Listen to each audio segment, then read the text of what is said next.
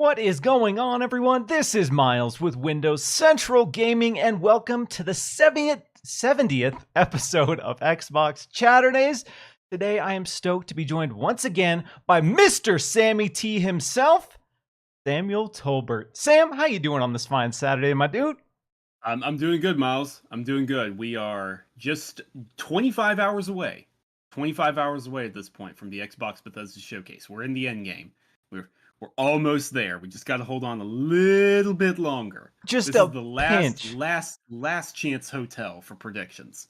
Exactly. So if you're watching live on YouTube, this is the day before. This is the calm before the storm. Tomorrow is the big Xbox and Bethesda Games Showcase. We're going to be talking about our final predictions, our expectations, a few of the little rumblings and rumors popping up. We're going to be talking about what we saw from Summer Game Fest Live. We're going to be talking about Devolver's descent into madness with their marketing campaigns, and a whole lot more. But before we get into that, Sam, for the folks who maybe don't know, but I feel like you're the closest thing Xbox Chaturdays has to a official co-host at this point, let everyone know who you are and where they can find you. Yeah, I've jokingly told Miles in the past I'm kind of the Kramer to his Jerry, just sort of pop in unexpected, steal all his beer, pop back out. But if you somehow genuinely don't know at this point, or you're a newcomer, in which case, welcome. My name is Samuel Tolbert. I'm a freelance writer over at Windows Central and its sister sites. Miles and I joined the network around the same time. I always joke that we were filling out paperwork at the same time, and we've kind of grown together there, and it's always great. Always a pleasure to come on here and keep it real, but keep it fun with Miles. Exactly. I think we do both. Yeah, we can have some good, real conversations. We can joke around with some of the industry rumors, and always enjoy having you on. So, some quick housekeeping before we get into the show proper. Tomorrow is the big Xbox and Bethesda Games Showcase, and as part of that, we are going to be live streaming the event right here on youtube.com/Windows Central Gaming. So we'll be doing a pre-show and a post-show, so if you want to come hang with me, watch me react to that Phantom Dust reboot reveal, that'll be going live right here on this channel. So tune in. Also, be sure to check out windowscentral.com, where folks like myself and Sam have been working hard to provide coverage on all of the big game reveals, all of the announcements. We have some great roundups, and there's a lot of people working really hard over there in this very busy time. So show them some love and check out what they're working on as well. And with that out of the way, let's talk about the first topic today. And it's been a week. So in addition to Summer Game Fest Live, in addition to Devolver Showcase, in addition to a lot of other announcements, reveals, etc., Xbox had a media blitz the same morning as Summer Game Fest Live to talk about their plans for the future and their plans for cloud gaming. So they did this last year as well to kind of, I think, not to downplay it, but get some of the more nitty-gritty, quote-unquote, boring business news out of the way, so they don't have to have that as part of their showcase. So the showcase itself can still focus on the games, but they can also provide the context for the business strategy, which is interesting. We got some really great insights. So the first thing that we got confirmation of is that Xbox Cloud Gaming is coming to TVs, starting with Samsung models. And there's going to be basically a native app on Samsung TVs where you can connect a Bluetooth controller, even the DualSense 5, and play Xbox games. So, Sam, what possibilities does this open up for Xbox? They're currently testing it right now at the hands-on Summer Game Fest event, so there's been a lot of positive reception, but what exactly can this do for the Xbox platform? I mean, I think, Miles, it comes back to what we always say when we talk about Microsoft's, Xbox as a platform, not necessarily just a console. And it's something we've frankly been talking about for a couple of years at this point, but it's in addition. It's not replacing. Phil Spencer, again, in this media blitz, to my understanding, said, we're not replacing the console, but we want to provide additional options. And maybe there are people who, even the idea of, the rumored streaming box, the Project Keystone that Jez Corden leaked, or a Series S, even that sounds like a little too much. Okay, well, we're going to lower the barrier of entry even further, and we're just going to make it so you buy a controller, you pair that, you can play away. And you see this even being discussed in major news outlets like Fox or CNBC. So it kind of tells you how big of an idea this is, how low they want that barrier of entry to be. I think it'll be beneficial. I don't think this is going to replace the console as the main method of play. Like the Series S and the Series X are the main way, and then you've got the PC ecosystem that they've fully embraced at this point as well. But I think it's a nice option. And to them, if they can have something low effort where they catch a few extra people, then it's worth that investment. It's worth doing it so that no one is left out. Exactly. And it's something I've talked a lot about on this show and about basically the gaming industry as a whole right now is it's bigger than it's ever been, but also a lot of these companies are realizing that you have to go to where people already are. There's a huge percentage of people who are not going to meet you halfway. They have their device, they have their platform that they prefer, and they're just going to stay there. And so I think what's really exciting about the future of Xbox right now is that they fully understand that and they're fully embracing that. So like you said, this isn't going to be a replacement for dedicated hardware. Whether you have a high-end PC or you have a Series X, if you want that premium experience, you will need the hardware to kind of coincide with that. That being said, I think this is going to open up a lot of doors for people who have a TV, because I mean, let's be real. Everyone has a TV. If you're in the US, you probably have several TVs. And if you can just connect a controller to that, you can subscribe to Game Pass and you're set. You're playing games.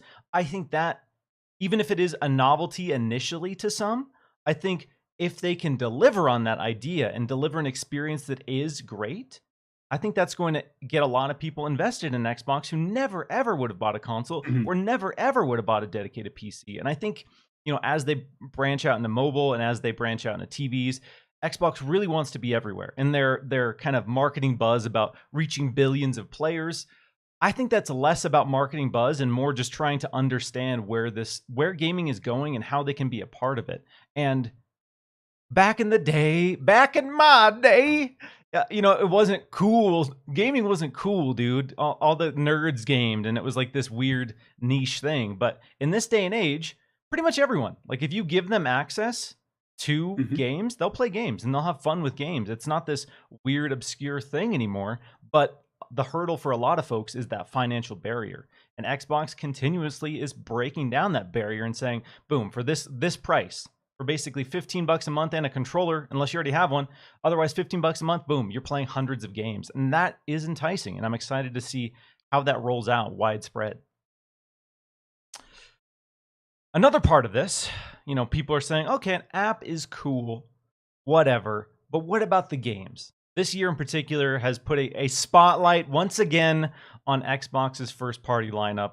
And there's a lot of people who've been very negative about the lineup, which if you look at the lineup, officially there's pretty much nothing. The lineup objectively for Xbox first party in the year 2022 is light, very, very, very light. And we've heard non-existent right now, some might say. Yes, if I think officially, correct me if I'm wrong, but officially there's nothing on the horizon that has a release date. Officially, the 1.0 of Grounded is still slated for 2022. It does not have a release date, but that's it. Okay.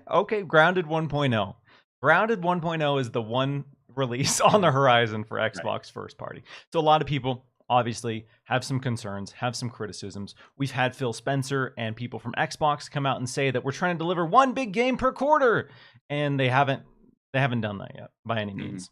But part of this media blitz stressed that Microsoft is trying to meet or exceed the number of first-party titles shipped in fiscal year 2022, which was roughly 5. So this kind of sort of aligns with their previous messaging of one big game per quarter. So my question to you, Sam, and my question to the people watching, do you think Xbox hits that cadence in 2023? And what would that look like? Okay. I genuinely think they will. I genuinely think from this June, so from let's say now to this time next year, I think they are going to deliver at least 5 games. In fact, Miles, I think they can hit 6 or 7. I really do. I think they can. I'm not saying they will. I'm saying I think they can hit 6 or 7.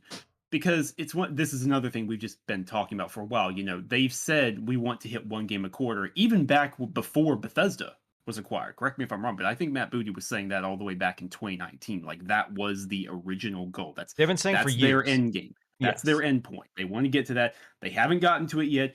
2020 was good. I'll be honest. 2020 was better than anyone really gives them credit for. They had a lot of smaller games spread throughout the year. The back half of 2021, really good. You know, Age of Empires 4, Psychonauts 2, or actually flip those in terms of which one released first. Forza Horizon 5 and then Halo Infinite. You know, they did those back to back to back. That was really good. And then we're just in this waiting period again where there's just nothing going on. Look, you can't replace. We'll talk more about our final predictions for the year, I think, a little later on. That's in our notes. But you can't replace the fact that Starfield and Redfall were delayed to the first half of next year. You just can't. There's nothing. I see people right now, I'm going to be honest, is going like, oh, Hellblade 2 surprise release this year. Avowed surprise release this year. Y'all, I really wouldn't do that. I really would not hype yourself up to think that that's going to happen. I mean, let them shoot for the moon. Just okay, all right, you can do it. All right. I'm just saying, make sure you have the understanding that if that reality doesn't happen, you have to be able to cope. All right, yeah, because exactly. We can get hyped, we can have fun, but at the end of the day, there's a firm possibility that is not happening for you this year. But can they hit the 5 between now and next June? I think they can. And to me, Miles, what that looks like is this. You have Grounded 1.0. I think that can come very soon. I think you could drop that in August, even. I think that just makes sense. Then we have the long-rumored Pentiment, the murder mystery, slightly smaller game from a small splinter team at Obsidian led by Josh Sawyer. I think that can hit this year. I think that'll be a little later, probably like September, maybe even early October, but I absolutely think that game could hit this year based on what we know about the scale, based on what we know about how long it's been in development. I think the timing kind of works out on that. Forza Motorsport, a little trickier because they're going to give Forza Motorsport is an important platform and it's been gone for a long time. The last one was 7 in 2017. They turned 10 took a very long time upgrading the engine, then pandemic happened and all that. So they have taken their sweet time and they will get all the time they need. I think there is a chance Forza Motorsport is out this year still. I think there is a good chance we could see it this fall. If we don't and it's early next year, it kind of sucks because it would have been better to have one big game this year. But, you know, I definitely think early next year is the latest we would see Forza Motorsport. So that would be game number 3. Then you've got Redfall and Starfield. Right now, Miles, I'm going to put it out there. I'm not going to try and name a day because getting a day exact would be ridiculous. But I think we're going to see Redfall in March, and we're going to see Starfield in May. That's when I think we see those two drop. And then, to top off the list, to get this over the line of 5, because they said 5 plus, at least 5 games. Maybe we can do more. I think we're going to see one global publishing project release before next June. I don't know which one it is, but I'll say there's one more global publishing game that is going to come out sometime between now and then. There we go. Yeah, I think if they can't do it in 2023, people are going to be outraged, quite frankly. I mean, people already are, yeah. Their patience is very, very thin when it comes to first party. And, for me, like, this year's been fantastic. First party, when we talk about platforms, it is important. But there's still been a lot of really fantastic third-party games. So I haven't been hungering for too much. But if you're looking at Xbox, and if you're looking at Xbox Game Pass in particular, their driving business model is getting people invested in those first-party games as a selling point. You get our biggest, best games day and date on Xbox Game Pass. And when you have a full year that doesn't have huge games, that's concerning. Again, there's been a lot of factors that we can point to, and there's no downplaying what the COVID did for development. But when we're looking at 2023, I think it's safe to say that they can hit 5 to 6 games. I agree. A lot of the stuff that you touched on, obviously, Redfall, Starfield, those are happening. When I'm looking at the 5 for next year, I think it'll be Redfall, Starfield, Forza Motorsport. I think it'll be Avowed, and I think it'll be Hellblade 2. So I think, like you, I agree that Redfall will come first, and then Starfield. Maybe Contraband in summer. There's a nice little summer release. Fall will be Avowed, and then the holiday, quote-unquote, banger, if you will, I think will be Hellblade 2 for 2023. So there's a lot of stuff that we can point to that we've seen gameplay for, or that we know is far enough along to really kind of fill out that slate. So I think hopefully we get into a world where Microsoft is able to deliver on that one big game per quarter and start moving beyond that, because ultimately when you are a platform that has this monthly subscription with Xbox Game Pass, you're going to need to get to a point where you have something noteworthy every single month, whether it be a partner project, whether it be a cool third-party release, whether it's a first-party release. They're really going to need to go beyond one big game per quarter ultimately. And I know ultimately that is their goal. That is the reason they're buying up all of these studios, all of these publishers, so they can just keep that steady flow. I also think, depending on when the deal closes and what we want to call quote unquote first party or not, I think Overwatch 2 is coming spring. I think Overwatch 2 is going to ship, I would say, if I'm just throwing out a month, May. I think Overwatch 2 will be May. So, yes, there's a lot of possibilities for Xbox next year. And hopefully, kind of like we saw with Nintendo last year, Nintendo's last year was very, very barren, not a lot. And then this year, just dumping. The number of Nintendo first-party, Nintendo exclusive projects launching this year it's bonkers. And I think that's kind of going to be the position a lot of Xbox players are in next year. And I really hope they do a good job spacing some of these releases out, because I don't want a world where Avowed and Starfield are anywhere next to each other, because I think that is just way too much RPG saturation. I disagree with the idea you can't have multiple RPGs even in the same year. Like, I think I've seen that and I don't agree with that at all, especially with how different these games are. But yeah, like Starfield first half, Avowed second half. I think that makes a lot more sense. I agree. Again, different styles, gives people time to really sink their teeth into Starfield, because we know Starfield's going to be huge. It's going to be the biggest Bethesda thing we've seen, and people are going to be playing it for months and months and months. You really need to let that breathe, and you don't want another noteworthy, cool RPG like Avowed to come out and get overshadowed by your own release. So I have to imagine they understand that. I have to imagine there will be plenty of space between those. But there's something to be optimistic about regarding Xbox in 2023, and I think it's safe for Phil Spencer and the team at Xbox to come out and tell you that they're looking to meet or exceed fiscal year 2022. All right, I got to give a quick shout out to the 200 people rocking with us on this glorious Saturday. If you are watching live on youtube.com/Windows Central Gaming, hit that like button, share this out. This is our going to be our basically final last minute predictions episode before the big Xbox and Bethesda Games Showcase. So if you're excited about that, you want to join the conversation, let's get this party rocking. Let's get to some super chats here. We got Hargit Chani, who says, on a plane to LA for the showcase. Hope it's fire. Ah, yes, love that. I'm a little bummed. I've been watching everybody show their fun, good times on social media. I got some FOMO, I'm not going to lie. I'm like, man, maybe I should have gone, but I'm excited. I'm excited for everyone who's going to be there in person and kind of share that moment together. So, Hargeet, enjoy.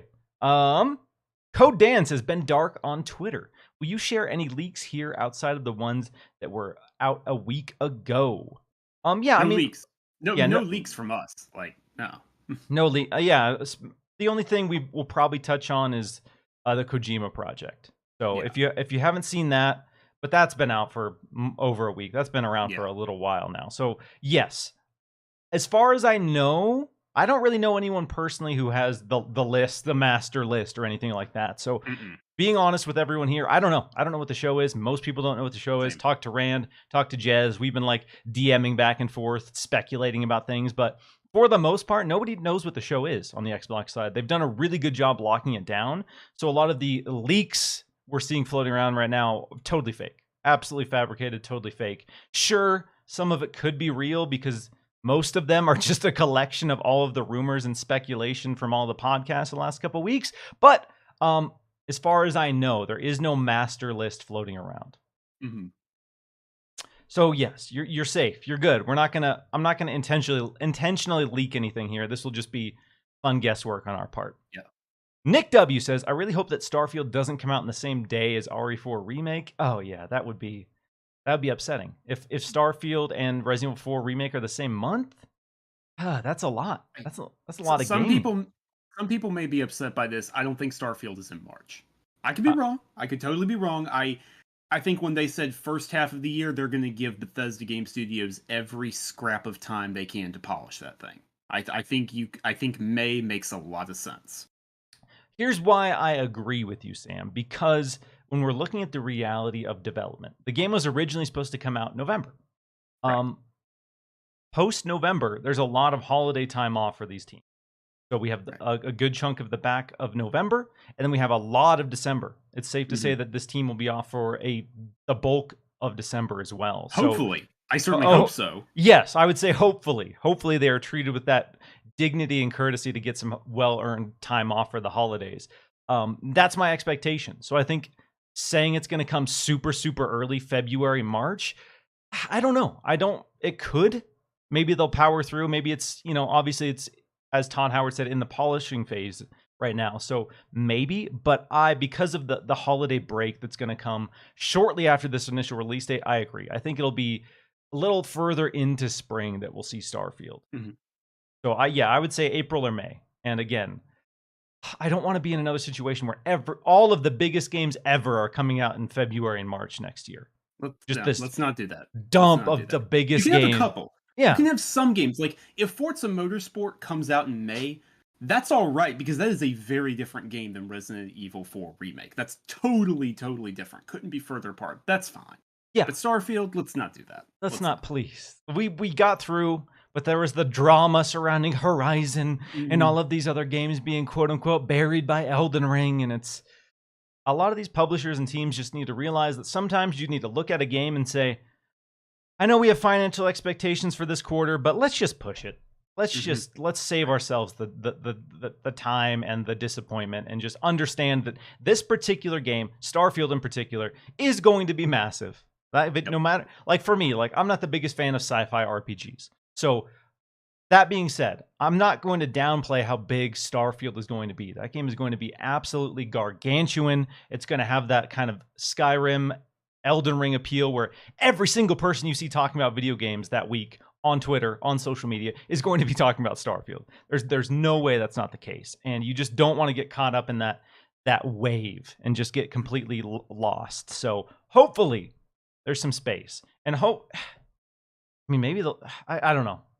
I'll be playing Resident Evil 4 regardless of when Starfield drops. But I hope they're not in the same week. Right. A couple more super chats before we move on to the next topic here. Mr. Joanna Dark, who's been a member for 20 months. Hot diggity dog. Shout out to the GOAT, Miles Dompier, and Samuel T. Okay, I thought he said Samuel T. Can. I was like, what is that? Can we go down the rabbit hole and talk about Overdose and how it could leverage the cloud? Yes, don't worry. My tinfoil had a strap firmly onto my head. We're gonna dive into that later on. Don't you worry. So hang around towards the back end. We'll be going through all of our predictions, expectations for that, and I will be talking at length about the Kojima project. The Andrew 13 says, "Will we get a Ron Perlman? War never changes." We're gonna talk about that too. We're gonna talk about that as well. Don't strap in, y'all. And in the meantime, let's talk about Summer Game Fest Live. Because Summer Game Fest Live happened this week, as is part of the new post E3. We can talk briefly about E3 coming back maybe here in a minute, but the new kind of tradition has become Summer Game Fest, and Summer Game Fest Live has been the sort of kickoff for this month-ish of game announcements and reveals. And Jeff Keighley, he's been hyping this up. He's been talking about the showcase for months and months. He had his brutal tweet where he basically confirmed that Summer Game Fest would be happening the day that ESA said that E3 is not happening. So Jeff knows what he's doing. Jeff knows who he's playing to. Jeff knows exactly what Summer Game Fest is trying to be. And whether or not it is a proper replacement for E3, we can debate that at another time. But I want to talk about the show itself because it happened. It was roughly 2 hours of game announcements, new trailers, The Rock, which I'm going to talk about because it's been haunting my dreams. It's that image is burned into my eyes, and I don't think it's ever going to leave. But you and we were in the trenches for Windows Central covering the event, so we watched all of it live in its entirety. Let's start off with your overall thoughts. How did you feel about Summer Game Fest Live? And if you're throwing a grade on this, what are you giving it? This was the weakest Summer Game Fest show so far, in my opinion. In my opinion, I thought that 2021, while there were issues, I'm not out here saying 2021 was the GOAT, 2021 was the best ever, but it did have a couple big reveals. Death Stranding director's cut. No one saw that coming. It was bam, here you go. You thought Death Stranding was over. Nope, we're doing it again. This is cool. New content, cut ideas. Then also, of course, Miles, the Elden Ring reveal at the end. I I mean, mean, it was come just on. that alone, we have to be honest here, elevated it. It just bumped it up by that one thing being in there. But if I had to give this show a letter grade, and I'm not going to chicken out and do a plus or a minus on this, we're just going to stick to a straight letter, I'd say a solid C. I Okay. think it was okay.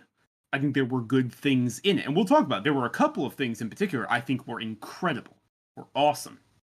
But Miles, be honest with me, did this show need to be 2 hours long? It didn't. But they cut a lot of the weird filler stuff that people complained about previously. I know people didn't like the musical acts. People I didn't did like some of. personally, but Yeah, I was gonna say I did. I thought they were pretty cool, but I know that was a big complaint for people. Jeff Keighley hanging out with the Muppets. There was some of that stuff was cut out, so that trimmed it down, so it wasn't a 4 hour thing. But God, yet, yeah. 2 hours compared to some of the gauntlets in the past was kind of refreshing. But a lot of people felt the back quarter or back third really faltered a lot compared to the Yeah. beginning. Did you want to go into any more specifics right now, or I'll how just did you share want to my do this? overall thoughts before we Okay, go, okay, because yeah, we'll talk about some of our favorite reveals, okay. our least favorite reveals. But yeah, I agree. I think a solid C is a fair grade for this show. There was a lot of stuff for me. This show, as a big fan of Sure, horror, there was a sure. lot of stuff for Miles. And that was exciting. I was like, damn, okay, Callisto Protocol, Layers of Fears, a lot of really Miles focused stuff. And I was like, okay, that is cool. That is exciting. But even as a huge horror fan, towards the middle of the show, I was like, dog, can we change up the variety here? Like, why are we stacking the first half of the show with games that Mhm, look like Dead Space? And then there was the weird block where it was like anime stuff. And I mhm, thought it was too block centric. So if you weren't a fan of that style, like I kind of understand fundamentally, like, okay, this is going to be a section for fans who like this, and this is going to be a section for fans who like this. mhm. But if you're not a fan of that, there was like 15, 20-minute blocks where you're just rolling your eyes waiting for it to be done. So Yep, I thought the yep. pacing was a little bit weird. I thought there was a distinct lack of variety. The number of Mhm. sci-fi horror games that we saw this year was outrageous. And I love horror, and I was telling Sure. myself this is too much. Please stop. Please stop. So I think C is fair. I think there were some really great showings of certain games, and I think there was some cool reveals to keep it exciting. But I agree, there wasn't that Elden Ring moment. There wasn't Mhm. the Evil Dead the game moment for me. But I knew you can do it. I but knew it. yeah, Yeah. you have to. I've talked about this publicly, but I don't know if Jeff Keighley can ever, for me, surpass the 1-2 punch of the reveal of Evil Dead the game and then into Elden Ring. Right. I don't think it can be done, and that sucks for him. I'm sorry that he's in that position, but Ah, well. he did that. He set that expectation for me, and he didn't reach those heights at this show. I didn't think it was awful. I've seen Mhm, people saying, I agree. I think it is one of the weaker Summer mhm. Game Fest showings, but still had some fun stuff. And if you like Sure. video games, there's still stuff to be excited about. So let's dive into some of our favorite reveals. For you, what were the highlights of this show? I mean, I think we share this one, but dude, the Callisto Protocol. Oh, Come we on. sure do. We Come sure on, do. dude. I mean, I've been in since we got the CGI teaser 2 years ago at the Game Awards. That was all I needed. I was like, oh, Dead Space co-creator making a sci-fi game, a sci-fi survival horror game. Cool, I'm in. Like, we're done. And every single thing I have seen from that game so far has just pushed it further and further and further up. The trailer we got back at State of Play a little over a week ago at this point, like that was really good. We got an extended version of that trailer here with even more gore. So, like, you know what? I respect it. Even if it was a lot of the Yeah. same footage, you're showing me more brutal kills. And Miles the Foot Stomp is back. That ridiculous over the top, just stomping a corpse into bits. And you're trying to Mm. think about the physics and how that even works. How could you do that? I don't care. It looks awesome. And then we got to see gameplay. And the combat looks so good because it is the classic Dead Space, a diegetic interface where the health bar is on the character. There's no heads up display except for you have to aim down the sights of your gun in order to actually see how much ammo you've got left. Perfect. Yes. But then Yes. they've improved the melee combat with that new electric stun baton and the combos you can do and timing different hits, and then the environmental kills. Dead Space had a little bit of that. Every once in a while, there would be something. In particular, I liked the decompression windows in Dead Space 2. Those were really good because you had to think carefully about what, like, oh, am I going to blow this window out and suck all the enemies out, but then I have to hit the button, or am I going to try and fight them but be careful? But this one with the spinning fan blades and the mulchers that you can knock enemies into, but you can get caught in them too. Perfect. Just, dude, December 2nd can't come soon enough. It really can't. It Callisto was Protocol is stellar. it was so Stellar. good to see it, because again, we've wanted Dead Space. We wanted Dead Space. Dead Space came at a time where a lot of other publishers like Capcom were struggling how to, Mhm. handle Resident Evil. Konami had no idea what to do with Silent Hill. A lot of these legacy survival horror games were just floundering. And then Dead Space said, boom, this is the new format for survival horror. Here you go. You thought the genre was dead. Think again. This is how you can do it. And since then, I've respected the hell out of that franchise. Really enjoyed the first two. Honestly, I liked 3 as well. I liked all of them. But we know the saga with EA. We know the saga with how Visceral was treated. This perception that nobody wants horror, blah, blah, blah. All of the boring shareholder nonsense that really diminishes the creativity of the video games industry. All of that imploded and destroyed Visceral. And for that, I am forever, salty with EA. But like you said, Glenn Schofield, co-creator of Dead Space, back at it. Callisto Protocol, obviously, proudly a spiritual successor to Dead Space. And what we saw from that showing, it has me so excited. The gore, the tension, the atmosphere, all of the elements that I love about Dead Space were shown off, upgraded, enhanced. Watching the deaths, watching your character get pulled into the mulcher, watching the top half from like the bottom of your jaw to the top of your head just get chomped off, and just watching the blood spew. Like those are the reasons we love Dead Space. Not only is it scary as hell, but it's always just been disgusting and horrifying. And the visuals that you see, the eyeball sequence from Dead Space 2, infamous. Infamous for so many good reasons. And so they're clearly leaning into that, but they're clearly trying to make something that stands on its own, that doesn't rely entirely on Dead Space tropes. And so I'm excited about a lot of the new stuff that we've seen as well. And after seeing all of that, I love Dead Space, but I don't know. I don't know how I'm going to feel about that Dead Space remake in January. Unless that Dead Space remake really comes out and just hits on all of the right cylinders. Callisto Protocol, unless that, for whatever reason, isn't what I want it to be, I think that's going to completely overshadow Dead Space remake. And maybe I'm out of line, but there's different things. Like the Dead Space remake isn't just one-to-one. They've talked before about how Isaac is going to talk now. The flying from Dead Space 2 and 3 is in there, so you're not doing the awkward grab jumps anymore. I think it can set itself apart, but I agree with you. They can't, Motive and EA cannot rest on their laurels. They can't just rely on the name. Like, it has to be tip-top shape perfect. This needs to be on the caliber of Resident Evil 2 remake, because in this day and age, and we all know that's the inspiration for Dead Space remake, seeing the critical and commercial success of that game inspired the team EA, I should say, to revisit Dead Space. And if you're going to try that, and if you're not going to really bring it, and you're going to be following Callisto Protocol, that's a recipe for some disappointment. So again, I'll be checking out. Love Dead Space. Dead Space 1, fantastic, phenomenal game. I've loved the Resident Evil remakes. I hope that team really delivers something on that same level. But man, Callisto Protocol showing was so strong and so good. Oh yeah. What other standout reveals at Summer Game Fest did something for you? You know what? Okay. You don't play the game like this. This is not how anyone is actually going to play this game, and that's an important big, heading 2 size font asterisk mark that I have to put out there. But Modern Warfare 2 does look legitimately good. I like how they're revisiting a lot of the set pieces of the original Modern Warfare 2. They're keeping that blockbuster action, but the visuals and the audio, just Infinity Ward is top notch in both of those, and I enjoy the gunplay. So like I've said before, I am very much looking forward to Modern Warfare 2, and seeing this mission slice did not diminish that at all. It only enhanced it. Yeah, a lot of people said it was too long. I thought it was kind of cool that they did a full level playthrough to really show you kind of raw gameplay. Because again, that's what we've been talking about. We all want to see raw gameplay for these games. That's the thing. And that was a big slice of raw gameplay. So Yeah, I thought it was an impressive showing. Again, this might be the first Call of Duty I dive into in a hot minute, but I'm not totally sold.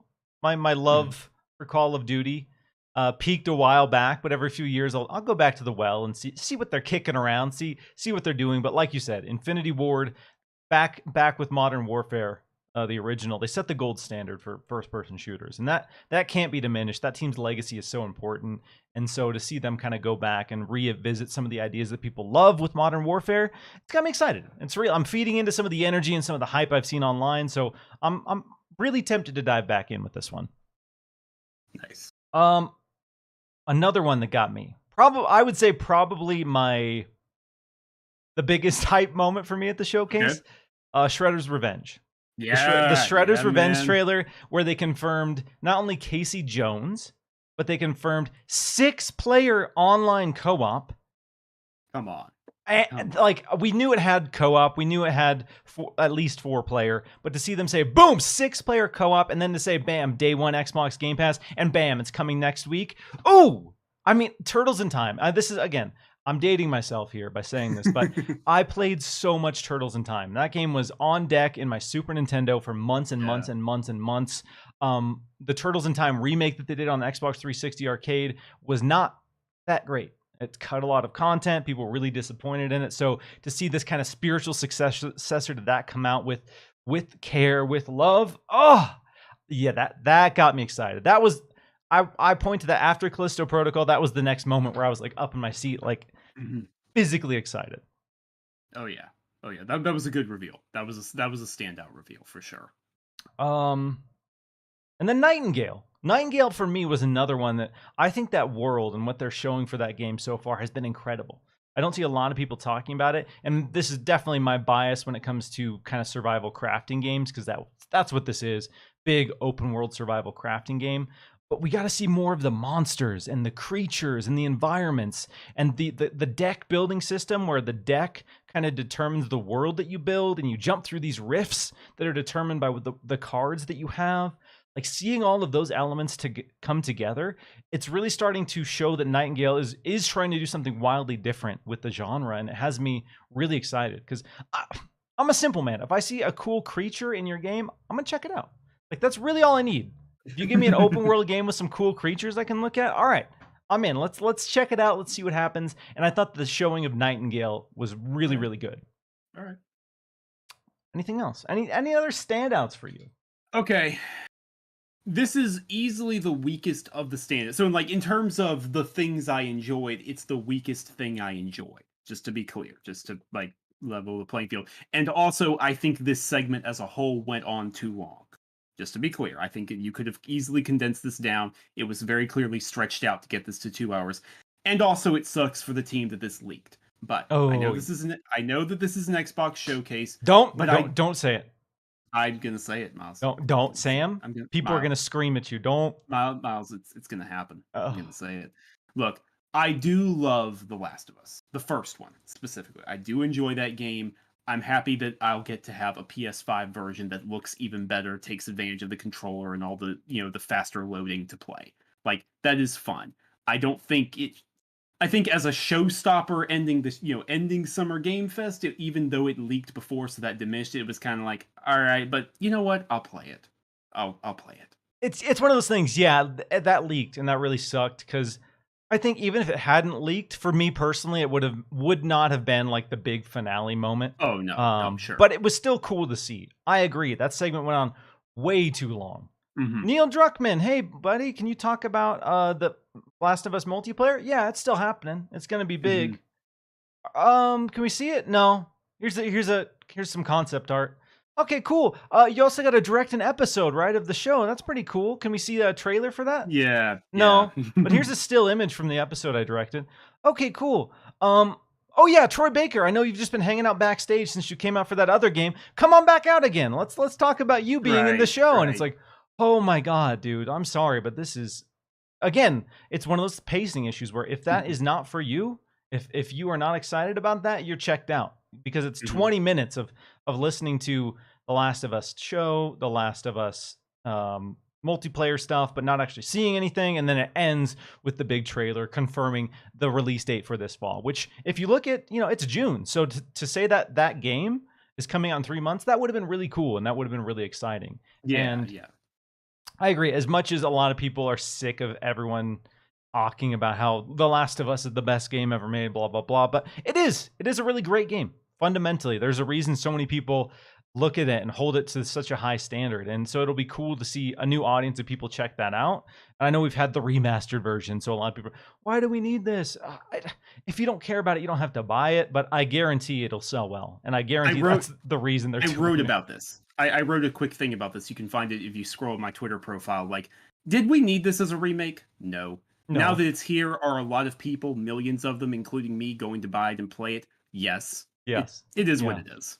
Again, and that's I'm not going to tell anyone what to spend their money on. I'm not going to tell anyone what value something holds to you, because we've all done it. We'll all look at something and say, why would you do that? That's a waste of money. And then we'll see that one obscure remaster or remake of something like, oh, damn, they're doing it. And then you rush out and buy it day one. So we're all hypocritical in that sense. So I don't think I'm going to pay $70 to play The Last of Us remake, but to the people who want to and the people who are excited about it, be excited about it. All right. It does visually, it looks great. I'm excited to see the gameplay enhancements, because as much as Naughty Dog does a lot of things right, one big area of criticism for me is their gunplay.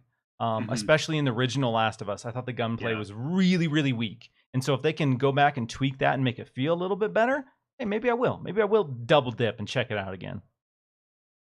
But I agree. It sucks that was leaked. It sucks that the finale of Jeff's show was leaked. And they were even, Neil Druckmann was joking about it while he was out there. He's like, maybe I'll talk about it later unless Sony leaks it first. And so obviously they were bummed about that. And that sucks that the finale of the show was spoiled. But that's the storefronts. And I think, as much as I talk about there not being a master list for Xbox, I think the Xbox store is going to be the biggest culprit for leaks ahead of this showcase. Look, the storefront and anyone who writes, anyone, whether you're media or your devs, like if you write in a website CMS, it will backstab you and betray you. It will interpret like, oh, you mean this is supposed to go live now? Like, no, we didn't say that. No, what have you done? No. So yeah, hang in there. We're 24 hours away, Miles. We're a day away from the showcase at this point, but the Xbox store is going to be the worst culprit, for sure. Yes.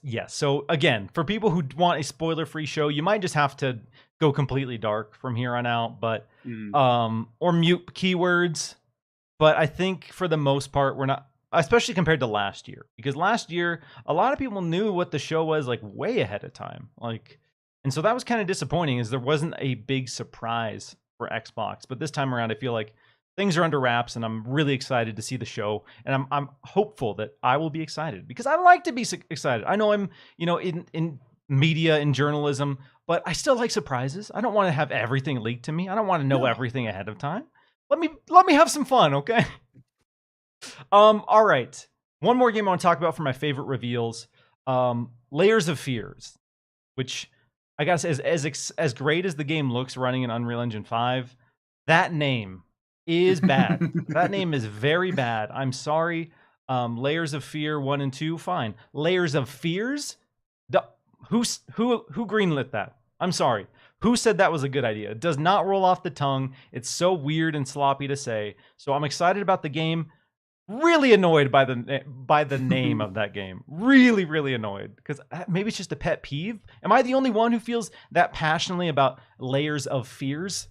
No. I don't care for the Layers of Fear game. That's that franchise. That's that's cool. Like whatever it is, what it is. I haven't played them, but that name is a turnoff. That name is not doing anything to say like, oh yeah, jump in, come on. Like, okay, all right. Layers of Fears. Layers of Fear. I'll never be able to say it like a normal, like a human being. It's terrible. I'm sorry. I don't know why they did it. It's upsetting, and it distracted me from the reveal, because like we saw the reveal, we saw the name, we saw Fears first, and then we saw Layers of Fears, and then so post this trailer playing, all I could think about was that name. I had to go back and rewatch the trailer to remember what was in it, because I was so fixated on how bad the name was. So, in that regard, kind of a miss in my eyes. All right, let's get to some before we talk about our least favorite moments, and I have All right. one in Oh, particular. I think we Um, share it.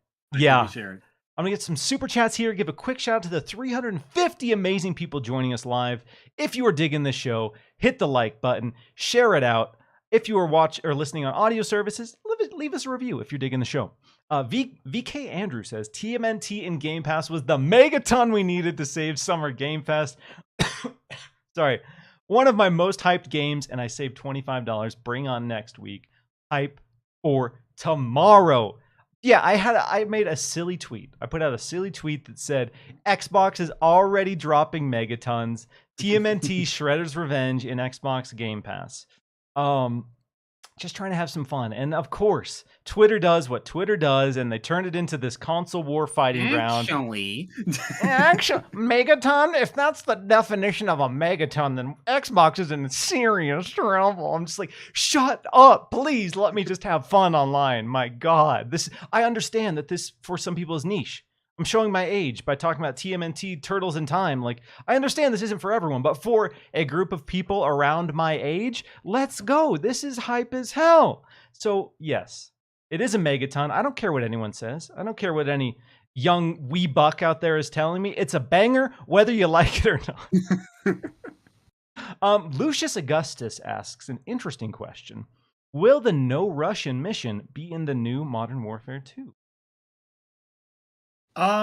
well, it's not a remake. Remember, it's like a reimagining. The best way I can explain the new Modern Warfare games compared to the old trilogy is it's like Ultimate Spider-Man. A lot of the same characters, a couple of the same plot beats, but not most of them, just a couple here and there. But it's a new world. It's a lot grittier. It's a lot darker, updated. Modern Warfare, the original trilogy, was set, in the wake of obviously the Iraq War and Desert Storm, very much focused on the fallout of that, how, focused on imperialism. This is more focused on, again, what is now the new Modern Warfare and special operations and the psychological toll, the ethics of that, the ethics of those kinds of situations, etc. That is a long-winded way of saying I don't think they're going to do anything like No Russian. They might have shocking moments. The Modern Warfare 2019 has some really shocking, dark stuff, but I don't think they're going to do that specifically. Yeah, like you said, this isn't a remake. This is the sequel to the reboot of this world. So it's got returning characters, familiar faces, but the story is not going to be one for one. Okay, least favorite moments for Summer Game Fest, because we both gave it a C. There's one particular moment everyone's talking about, and it was, again, we talked about Jeff leaning away from some of the stuff that people didn't like, but there was a sequence. If you watch this show, you already know what I'm talking about. And that was when The Rock, when Jeff Keighley's like, you know him from Fortnite as the Foundation. I'm proud to introduce my good pal, Dwayne The Rock Johnson. And then it cuts to him at his home gym, seemingly mid-workout. Like he's holding up his cell phone like this, just sweaty. Like he totally forgot he was even doing this, and then he's like, "Oh damn!" Mid-workout, he's like, "Oh, Jeff's calling. Oh yeah, let me turn it on." Boom, and then he's in his gym working out, saying things that no human has ever said before and will never say again. Talking about how he's the sexiest man alive, throwing out all these weird nicknames people have for him. Then he holds up a can of Zoa energy drink as a shameless plug, and he's like, "Yeah, let me talk about that." And he's like, "Yeah, Summer Game Fest. Keep on gaming, gamers, and let's Why am I here? Oh yeah, I'm here to plug Black Adam." And then it just plays a trailer for Black Adam after like 2 minutes of listening to The Rock rant in his home gym mid-workout. And it was, I'm sorry. It was just weird. It was just a weird thing. I don't know why it happened. I hope it never happens again, but I don't know. What was the logic there, Sam? Just the sheer star power of The Rock, or I don't know, man. Like I goofed on, when they had Guillermo del Toro show up and he just showed a trailer for, his new movie, Carnival Row. I think that, he was promoting that when it was coming out. But at least then, at least there was some thin connection of, he was, in Death Stranding, and Death Stranding director's cut is a thing. Like, it's just, there were thin spider webs that you could sort of draw on. He made a Silent Hill joke, which was fun. Yeah, okay, this was... I don't know. I got nothing. I'm laughing about it now, but I was just like the entire team on our like Google call while we were covering this was just slack jawed. Like, what is happening right now? What is this? Just Oh, the entire thing. If you somehow haven't seen it, go watch it, and like someone has time stamped it in the comments. I promise you. Go watch this to understand what we're talking about. It must be seen to be yes. believed. Yeah, if you haven't seen it, take a few minutes because, like you said, we're laughing about it now in hindsight, but it Yeah. was so unbelievably weird. It felt like an AI wrote an ad for The Rock, and this was not actually The Rock. This was just an AI algorithm saying things that The Rock Deep would fake. say. Yeah, I was like, what?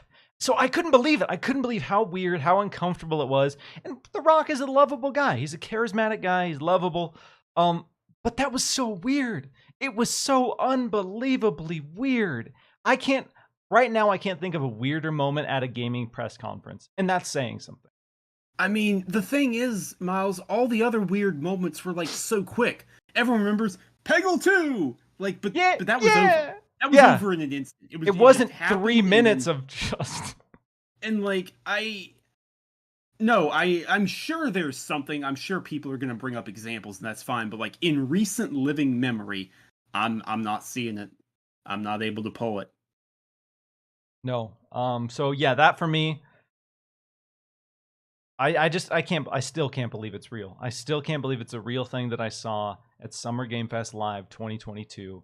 And I can't believe it's a thing that happened in the reality that we all live in, but it did. It did, and maybe I'm still slightly in shock over the whole situation, but wow, that was my least favorite moment by a lot at Summer Game Fest. Any other ones stand out for you? Or that one pretty much trumped everything else? I think that says it. I think that says it, Miles. All right, let's move on to another big showcase that happened this week, and this was Devolver's Digital Marketing Countdown to Marketing, which was hosted by Mecha Suda 51. And if you're unfamiliar with Devolver Digital's legacy of E3 era conferences, they have really made it an art form.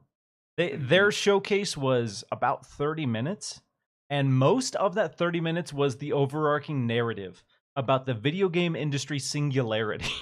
They showed off, I think, 4 games total.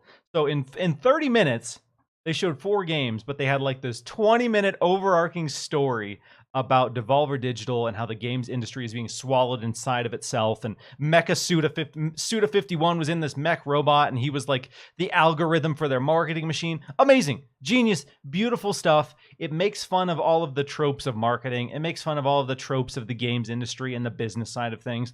Obviously, Devolver Digital is a publisher trying to make money, but they know how to have fun. So if you haven't seen it and you want to just enjoy a wild 30-minute ride, highly, highly recommend it.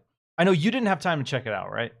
No, I did not. However, I have seen their shows in the past, and they've been funny. Every single one has been better than the one before. Last year's had me just laughing so much. You had Phil Spencer call in briefly and talking to the blob monster from Carrie, and just giving us that infamous reaction face from Phil. So like, so good. Like, no one deconstructs marketing and is able to make fun of themselves quite like Devolver Digital is. They're the best. They're the best. And yeah, they're going through this conference and they're getting like live updates about their numbers and how people are reacting to the trailers. And oh my God, so-and-so just bought so-and-so. The intern comes out like, oh my God, Xbox just bought Bethesda again, just because they could.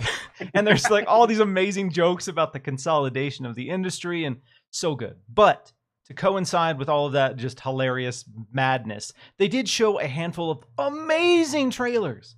Amazing. One of the standouts for me of any show we've seen so far is a game called The Plucky Squire. Have you seen that trailer yet? I have not. I have seen some of the screenshots from it, though. It looks good. It looks really good. If you haven't seen the trailer for The Plucky Squire yet, go on YouTube and check it out. It is incredible. It starts off and you think it's going to be a simple like coloring book 2D side scroller inspired by Zelda. And then every 10-15 seconds of the trailer, the game style completely changes, and you're watching this little character jump from this coloring book off the page onto the table, and he goes from just a 2D drawing to a fully 3D rendered character, and then he jumps on the edge of a coffee mug, and then the coffee mug turns into like an infinite runner, and there's all of these gameplay systems, all these gameplay styles, mechanics. It's got nods to Contra, it's got nods to Legend of Zelda, it's got nods to 3D open world RPGs. The art style was perfect, absolutely incredible, and just the amount of variety that we saw in like a minute and a half was staggering. Like, I was excited about a lot of reveals, but that one came out of nowhere, and that one really, really, really grabbed me. And I've seen a lot of people share similar sentiments. So if you haven't seen it, that to me right now, of anything I've seen, is probably my number one standout from Summer Game Fest so far. It looks so good. Nice. A couple other cool ones. Cult of the Lamb. Excited, really, really excited about that. There was also a skateboarding one I'm blanking on. So if anyone in the chat remembers, it's like this weird hyperspace, polygonal, trippy skateboarding game. Like, imagine Skater XL or one of those realistic skating sims, but you are made of polygons and there's big explosions in the sky. And it's a very stylized skating game. But yeah. That showcase was cool. 30 minutes. Only 4 trailers were shown, so not a lot of games. But again, if you just want to have some fun, well worth checking out. Any other announcements? There were a lot of other just random drops throughout this week, a lot of other mini showcases. Anything else standing out for you that we saw so far as we head into the big Xbox and Bethesda Games Showcase? This is gaming adjacent. So it's like, it's tangential. We'll include it because why not? We're having fun. We're talking about the showcases, so even though this isn't a strict game, it is related to gaming. Netflix held their Geeked Week event where they talk about, all the nerdy stuff and all the geek shows and everything. And they are doing a Dragon Age animated show called Dragon Age Absolution. And that's coming out in December. So I cannot wait. We don't know a lot about it. They said it's following a completely new group of characters. So we don't know anyone who's in the show. We don't know what it's about. We don't even know like where it's set or when it's set. Like, is this concurrent to Dreadwolf, the next game, or is this back during Origins? Like, we don't know any of that, but Dragon Age show, I'm in. That looks cool. And then we got a tiny sliver of the next Castlevania show, Castlevania Nocturne. And that looks really good. That looks really good. Richter, baby! Richter, he's here, and look, and his armor, his dress looks like a fusion of what Trevor and Sypha wore. It looks like a combination. He so looks like their kid, even though he's a few generations removed. You can definitely see the resemblance. So whenever that arrives, I'm down. Castlevania was awesome. I absolutely love Castlevania. And Sam, you forgot one important thing from Netflix Geeked Week. They are making a video game based off of Queen's Gambit. I didn't forget that, Miles. I didn't forget that. I'd made a joke on Twitter because I saw that announcement and I was like, excuse me? And they had some gameplay showing off, the chessboard and how you'll play mind games in addition to chess. And I was just like, it's chess. The game, it's chess. This game already exists. It has existed for generations. Just go play chess. You don't need this. You don't need a Netflix tie-in for chess. Okay? I know it's popular, but come on, Netflix. If this is what your gaming expectations are for me, I'm going to need to see more. What I would love to see is Castlevania. What about that? What about that Netflix slapper? Why don't we have a Castlevania game? Oh. It hurts. It hurts that we're eating good with all these animes, but the video games are just on life support. Just desperate times, dude. Oh, in the chat, people. So the skateboarding game I was talking about is called Skate Story. Another one. If you are a fan of like skate in particular, if you ever skateboarded, it's got this kind of like therapeutic, vibey atmosphere to it. So it looks like a very chill, weird, surreal game. So that looked really good as well.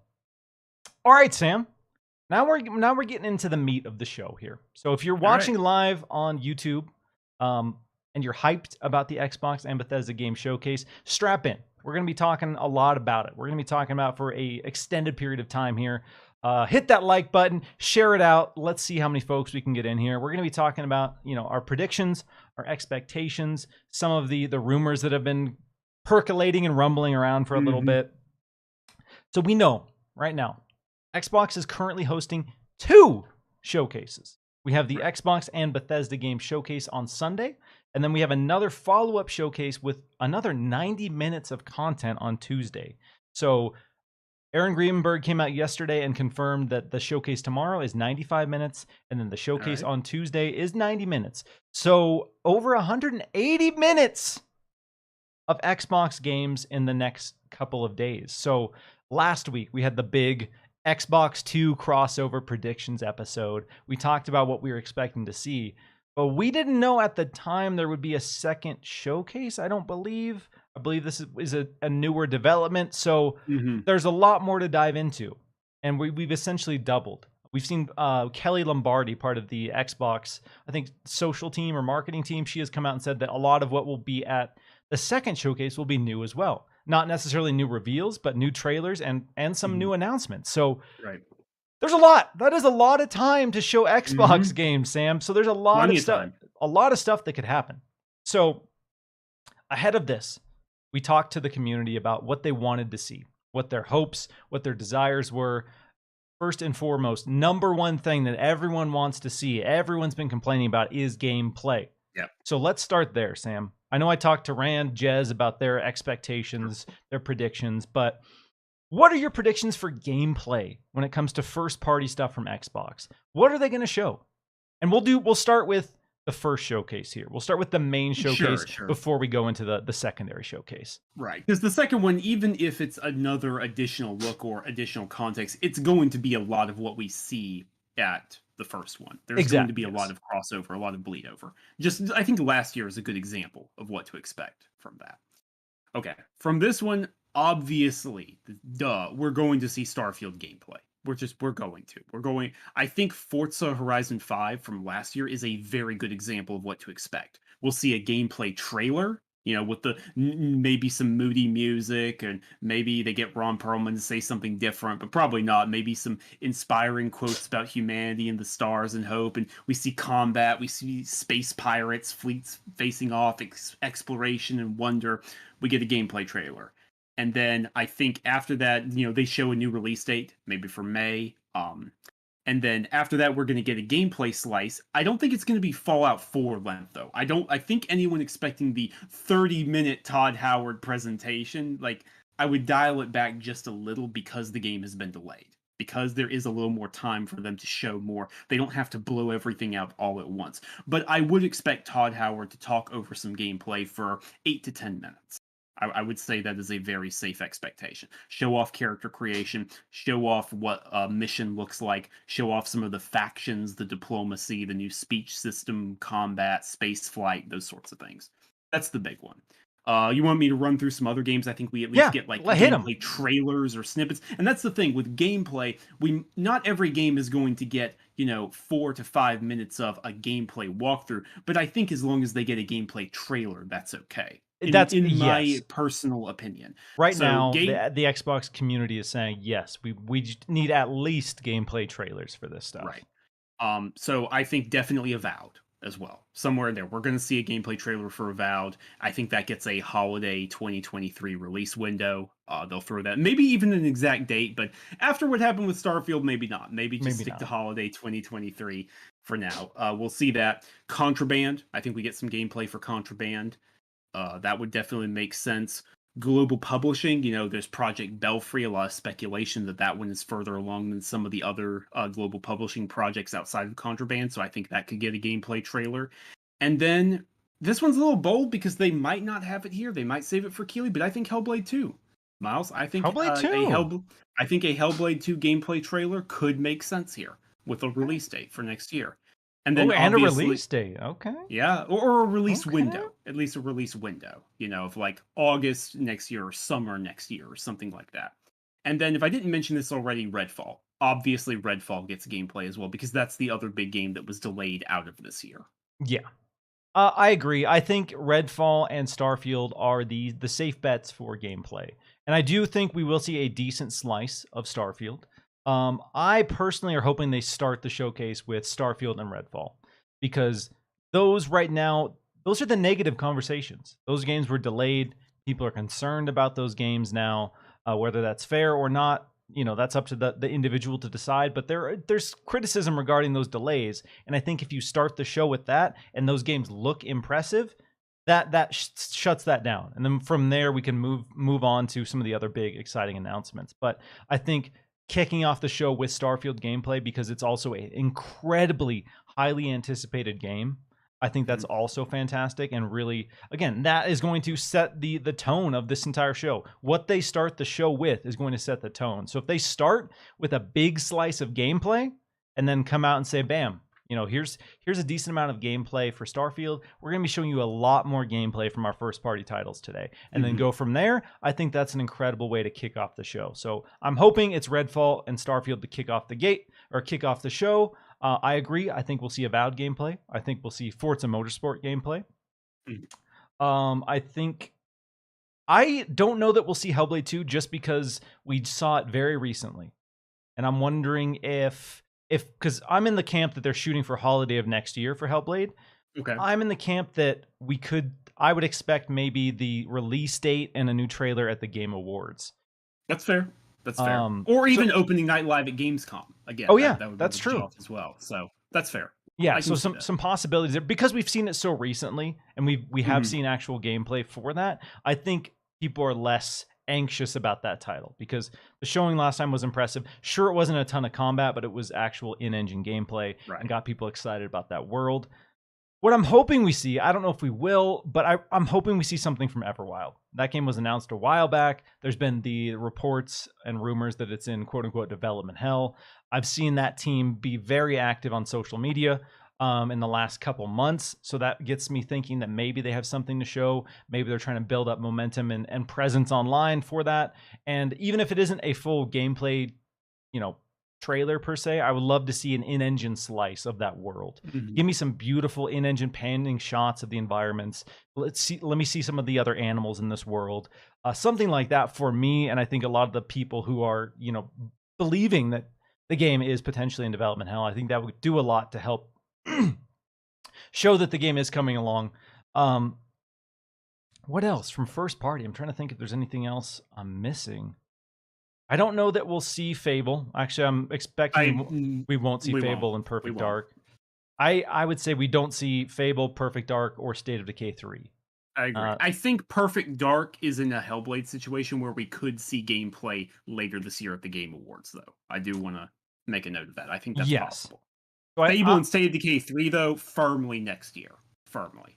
I'm hoping a lot of the gameplay that they show is previously announced titles. It would be cool to get Yes. a couple fresh reveals, like Project Pentiment. Jez has talked about that. Right. Kind of Sure. sort of expecting that this year, so that would be a safe one to get gameplay for. And then in terms of project or partnership projects, I would like to see Contraband. I hope we see Contraband. But I'm expecting to see at least one of the bigger partnership projects at the showcase as well. And whether that's, Project Shaolin or whether that's Belfry or whether that's Pentiment, I don't know, but I'm expecting Well, at Pentiment's least. in-house, but Oh yeah, that's true. Yes, that's right. I get what your point is, for sure. And all right, I got my notes here. All right, well, I guess let's talk about what else outside of first party. What are you expecting? Let's focus on third party. Do you think Okay. this showcase will exclusively rely on first party and partnership projects, or do you think we'll see Xbox lean into some third party announcements as well? I think last year and 2020 are a very good example of what to expect, where it is there's third party, but that third party is in Game Pass. That will be the thing, is there will be a lot of not smaller, but you know what I mean, like Plague Tale sized games or indie games that are coming to Game Pass that are showing like, hey, this is not ours, but we have a Game Pass deal. This is when it's coming out. I think we see a lot of that. In fact, I think we get a release date for a Plague Tale Requiem here Yeah. with a new trailer. I would definitely count on that. Some other assorted ones, some new reveals. I think there will be a couple. Let's say two. Let's say two big third-party games that aren't in Game Pass, but it's like Resident Evil 4 remake or Street Fighter 6 at PlayStation, where you want the marketing association. So you're going to have that here. And I think those two are going to be Dragon's Dogma 2 and Diablo 4. Mm.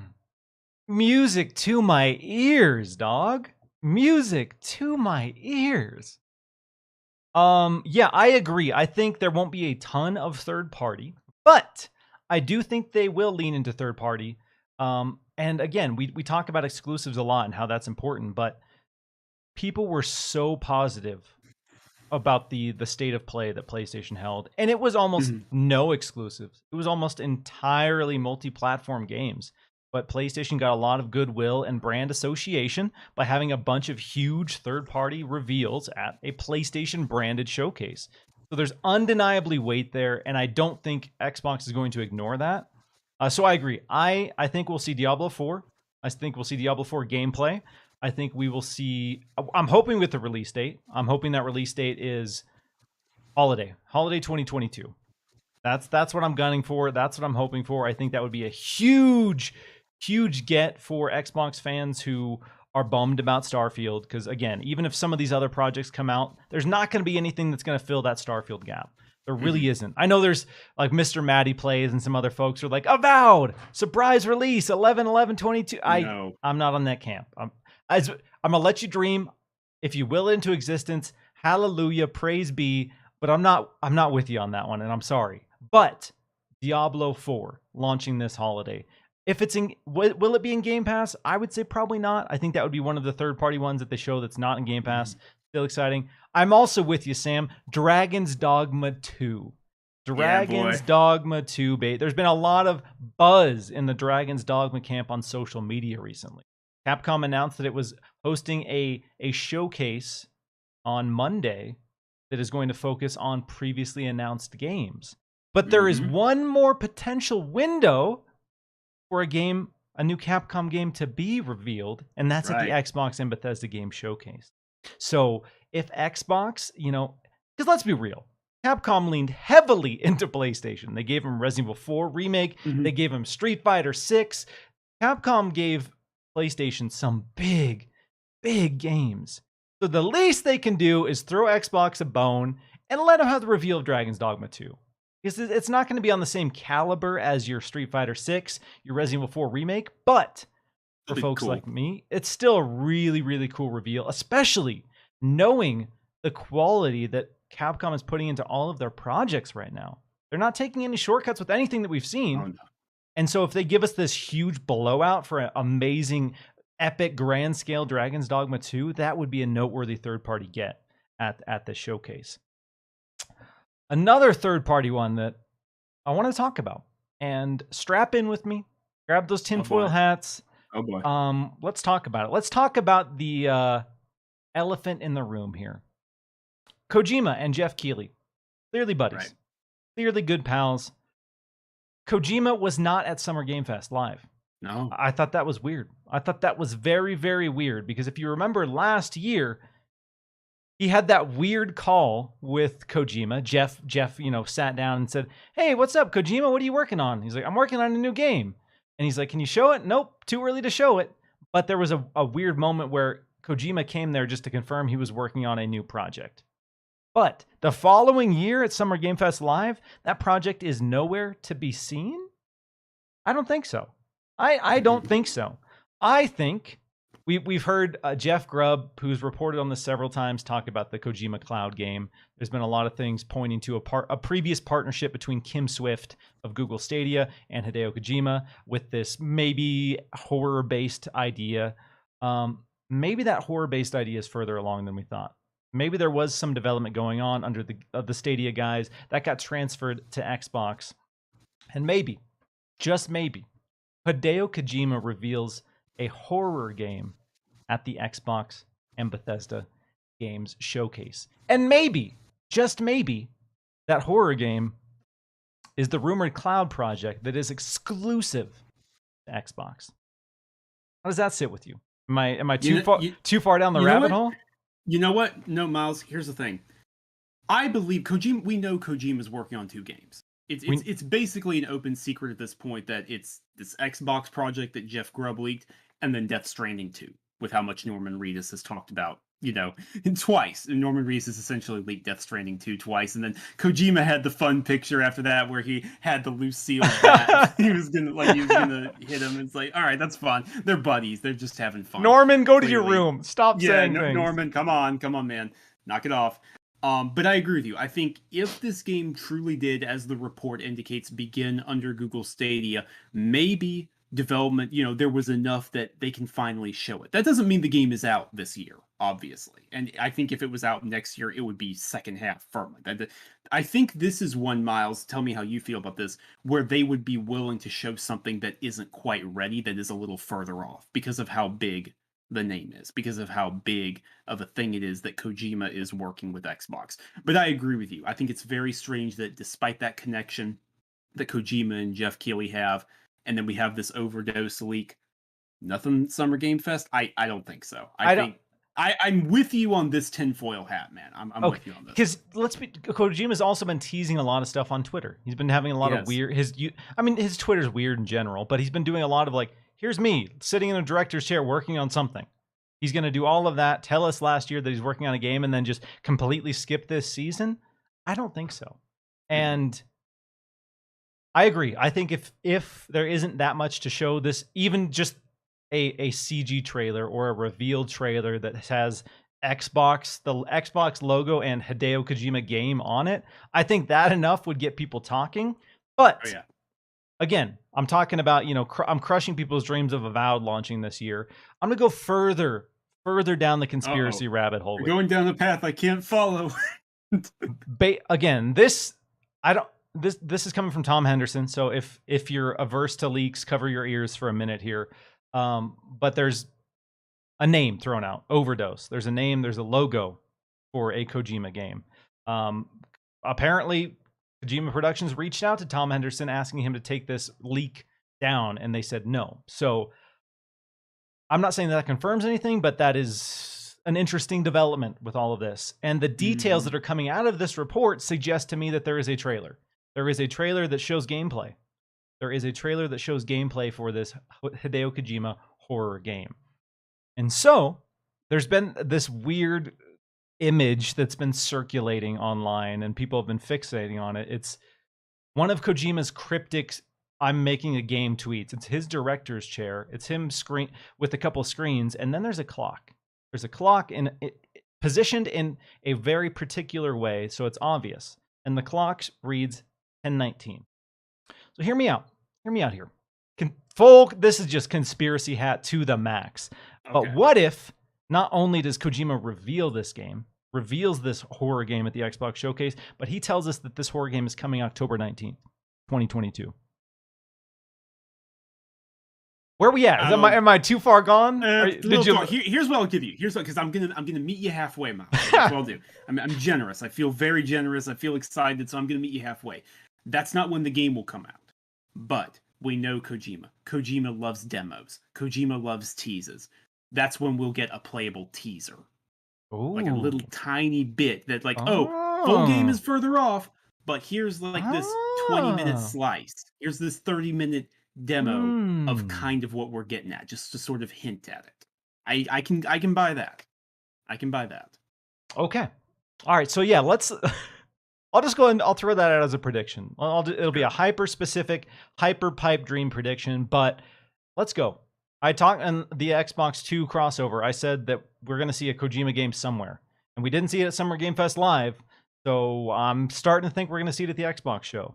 And this has been long rumored, and what I was really hoping for this year was that Kojima would announce Death Stranding 2 as a PlayStation exclusive, and then he would announce Overdose as an Xbox exclusive, and we would be in this timeline where Kojima has two different platform exclusives in development at the same time, coming out around the same time, and maybe, just maybe, the power of Kojima could finally close the console war gaps and bring us together.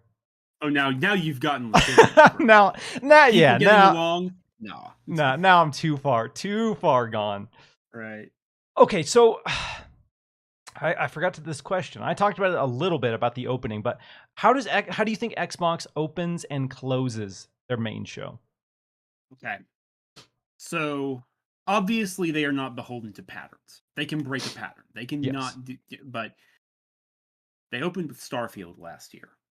They closed with Redfall. Hmm? Obviously, the plan was those games being out this year. Yes. That was the plan. 2020, they opened with Halo Infinite. They closed with Fable. Very different situation there. Halo, the plan was out this year. It ended up getting bumped a year. Fable, that was a tease. So what I'm getting at is they want to show you something. They want to hook your attention with something that you're going to play in ideally the near future if plans don't change. But they're not afraid to do teases. They're not afraid to show something that is like really far off. And while I've said before, Miles, and you and I agree, 90%, 95% of the first party at this show is the next 18 months. It's the roadmap. It's Yes. here's what you play the rest of 2022. Here's what you play in 2023. That's what 90 to 95% of the first party here is. But I think they'll make an exception. So follow me now down the rabbit hole mile. Follow Yeah. I me. love a First good off, rabbit hole. opening, we're going to open with Starfield. I agree with you there. I agree with you immediately. Get that gameplay trailer. Todd Howard comes out, maybe even talks about why the game was delayed. Pops his top off. Right. They didn't want to crunch the team. They're trying to, take care of them. Then dives into the gameplay. Like, all right, I'm with that. To close the show, however, here's the thing, Miles. Bethesda Game Studios is releasing Starfield in the first half of next year. The most optimistic idea is that we get the Elder Scrolls 6 in 2026 because Starfield is going to get expansions. Starfield is going to get a lot of DLC. Like Bethesda always does this for every game they make. They have a long tail of support. 2026 is the earliest we get Elder Scrolls 6. I'll be real with you. It's probably more like 2027. That is probably the more realistic answer at this point, unfortunately. Yeah. I say that to say, it stings. It stings, doesn't it? It hurts. I don't like thinking about it either. But I'll tell you what's worse, Miles. Thinking about the next proper Fallout game. The next big Fallout. That 2045. So far off. That is ridiculous. Like, I've said before, I think this generation of console gaming will be the longest one yet. I've said before, I think it'll be 9, maybe even 10 years. But even with that, Miles, there is a decent chance we don't get a new Fallout game from Bethesda Game Studios this generation. Like, they're in, and like, I do not like thinking about that at all, but there is a very good chance. Well, along comes Obsidian, the workhorse that they are, superstars that they are. And while it's still further off, we will get a Fallout game this generation. It's a couple. It'll be years away. Avowed and the Outer Worlds 2 are going to come first, but they end on a teaser that says, Phil Spencer comes out, says, hey, maybe even, I'll tell you what, Miles, the second to last thing they'll show will be Avowed. I'll even go out on a limb and say that. Second to last thing is Avowed, show the gameplay trailer 2023. Then Phil does his spiel, talks about all the studios they've acquired, talks about how they're bringing in Activision Blizzard, the power of our RPGs, the power of our shooters, the collaborative team efforts that we can create. And there's one more thing. And we get a teaser, and it says, Obsidian Entertainment in collaboration with Bethesda Game Studios. New Fallout game. War never changes. Boom. Boom. Boom. Okay.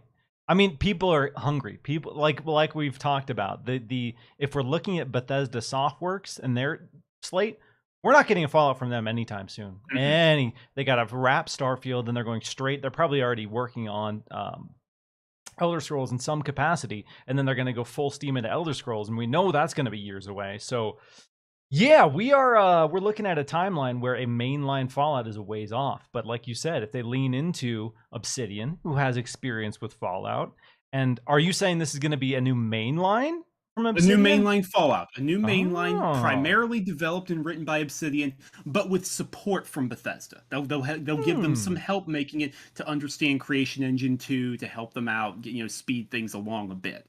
But the primary driver will be Obsidian. I'm with you, just because I know people want it. I know people don't want to think about waiting 10 plus years for a new Fallout. So it's the only way. It's the only way we're getting a Fallout game this generation, dude. Yeah. The only way.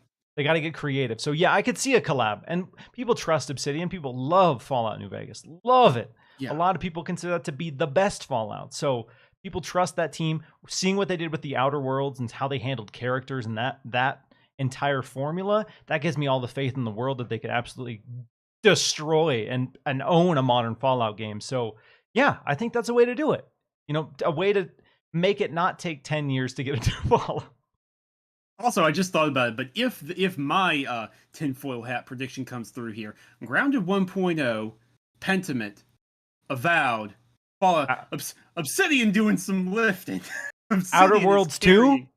like Oh, I know they're. I don't think we see that this year. I don't. I think the Outer Worlds team will be dark this year. Yeah, I think like Obsidian is efficient as hell. Clearly, they know how to make games. Clearly, they know how to make games on a really, really impressive timeline. Where I would compare Obsidian to kind of Insomniac when it comes to being able to somehow make games in a couple of years in this day and age. And I don't know how they do it, but they keep doing it, and their slate of games coming is massive. But that's interesting. That is an interesting idea. For Fallout fans, I hope there is something in place that gets us a Fallout game a little bit sooner. But I like that. I'm personally hoping for, if the Kojima thing is real, I think that would be one hell of a way to close out the show. If that Kojima thing is happening at this show, I think that'd be one hell of a way to close it out. But really, what I want to see is I want to see the new Compulsion game. I want to see that close out the show, and I want that to be, because we've played We Happy Few. We know that Compulsion in the past, like, great ideas, great world building, but the execution of We Happy Few, a little lacking. Like, there was some objective problems with that game. But, you know, Xbox has been telling us about, you know, what these acquisitions mean for the teams and how they're going to get the more resources, and they're going to be able to make better games. Let's see what that means for Compulsion. Let's see what that means for the next Compulsion project, and use that as a grand showcase to end the show, and just be like, boom, this is the future of Compulsion games. This is the future of any studio that works for us, and what that means. We've gotten a taste of that with Hellblade 2, and clearly Hellblade 2 is going to be the biggest, most beautiful, most ambitious project from Ninja Theory. I want to see that happen for more of these teams. And Compulsion has been so quiet for so long. It's been years and years and years since we've heard anything from Compulsion. So I'm kind of expecting something from Compulsion. Whether or not it finishes the show will be determined by what they actually show. But if we get a nice little gameplay pop of Compulsion's new title to end it, ooh-wee! Now that's how you wrap it. But I like your idea too. I like that. The thing is, this is such a fun show because I said this before, and I'll say it again. They can't show everything they can show. Even with a 95-minute show, something's going to be left out. So what is it? What do they choose to show? That's where the fun is. And exactly, like, obviously 2022 for Xbox hasn't been that stacked for first party, but we know their distant future in a lot of ways is exciting. They do have a ton of projects, and that, like you said, that is what is so exciting about this showcase this year. Is there's a ton of possibilities. We can really throw out a lot of different things that could realistically be there and accurately predict them. But also, we know there are a lot of unknowns as well. So there's this interesting mix of known projects we could see, brand new reveals that we could see, and the fact that nobody really knows what the show looks like this year, because last year everyone knew what the show was like, and last year wasn't even the worst they've ever had it. Exactly. Like, it's been worse in the past. And so the Redfall finale, that was ruined. The Redfall finale, the new reveal of Redfall, that was ruined. So that was kind of a bummer for folks like myself who wanted that one more big surprise, that dream announcement. So, Sam, what is your dream announcement at this show? What would be the one thing? It doesn't even have to be plausible in any sense, but what is the thing you want Xbox to come out and say, this is for Sam? Sam, we're looking at you. I think I already said it. I think I already said it with Fallout. So okay, that's come up with something else. I'll try and give you an alternate. Here. Let me think. It's tough. It's really tough. It's really tough. It's really tough. No, I think that's it. I think the Fallout one is. I think that would be the dream ending for me. Yeah. Because of what it would be. Because it would represent so much, Miles. It represents, hey, we are still going to show you some things that are far off in the future, just not a lot of things. But also, we're mending old wounds. Obsidian and Bethesda, they're working together again. Our teams can collaborate. they can mix together and create new ideas together. It doesn't have to be, oh, this one studio is doing this one thing. Like, no, we can have a team at Obsidian and a team at Bethesda come together and bring this game. Whereas otherwise, if it was one of them on their own, they wouldn't be able to do it this generation. And I think that would be very, very good to show.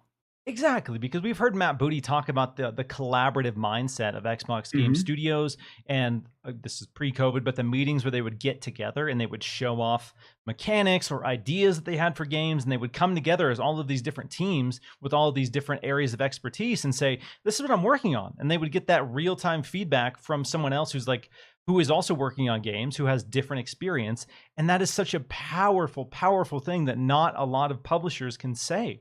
And if they really lean into that, and I'm hoping they do, that's going to lead to games that are better because they can lean into the expertise of teams or they can lean into the expertise of people who aren't necessarily from their team, but can provide worthwhile insight into the project. So yeah, love the idea of these Xbox Game Studios teams collaborating on projects. So yeah, that would be huge. That would be so amazing to see. And it would set a great precedent for other possibilities. It doesn't like everyone wants Banjo. I shouldn't say everyone, but there are a lot of people that want a Banjo. A lot of people, sure. Rare, I don't think, is making a Banjo. I don't see a world where Rare makes a Banjo anytime soon. But if they can get a small group of passionate people within Rare who like the idea to partner with another studio to do it, yeah, let's go. Because I understand the core Rare team. They have Sea of Thieves. There's Everwild. They have other ideas they want to experiment with. That being said, people want a Banjo. And there's got to be people within Xbox Game Studios who have ideas for how to do a Banjo. So yeah, let's collaborate. Let's do it. I'm going to get to a couple super chats, and then we're going to go into... We get to a couple super chats. I'll share my dream announcements, and then we'll get into the second show. VK Andrew says, remember to watch Black Adam, drink your Zoa, and above all else, enjoy your gaming. Oh, I don't think we're going to forget. I don't think we're going to forget that at all. Miles, stop that. Same energy as Dwayne The Rock Johnson. All right, there's one other one. Hargy Chani says, interesting that COD has no Sony logos or marketing. Has Sony walked away from the marketing deal?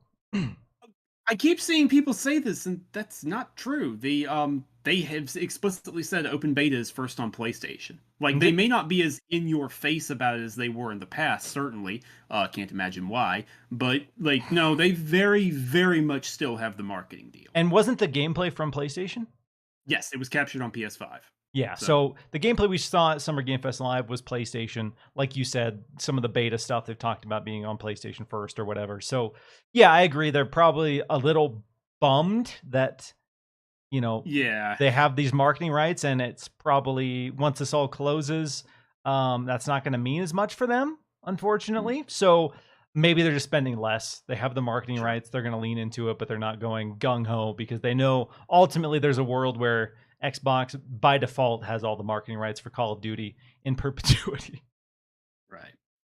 Donnie says the like to watching ratio is too damn high. More like not high enough. Smash that like button, gamers. Okay. Dream announcement for me. Do I say my stereotype, my cliche game, my dream that won't happen? Go for it. You know what, man? Go for it. Phantom Dust, Phil Spencer. If you are hearing me, you promised me a Phantom Dust reboot. You revealed a trailer, you said it was happening, and then you took it away from me. You took it away from me, Phil. And for that, I can never forgive you until you make this right. So you need to make a Phantom Dust reboot. I'm sorry. I've already, like I said, I've already gone on Twitter. I've talked to the studio head of Cold Iron Studios. I've put the ball in their court. They are down to do it. Cold Iron Studios says they would be willing to make the Phantom Dust reboot. So don't tell me you don't have a team to do it. Don't tell me you don't have the budget to do it. Because we know that's not true. You just spent $70 billion on Activision. Don't tell me any of that. You got to make this right. If you ever want me to shut up about Phantom Dust, you got to do it, okay? And I won't. Literally won't. I'll be talking about Phantom Dust on my deathbed probably because I don't know. But then I look at all of the weird game announcements that have come out recently and all of the games that have been like very pandered to me, very aggressively pandered to me. And I'm like, maybe the universe is on my side.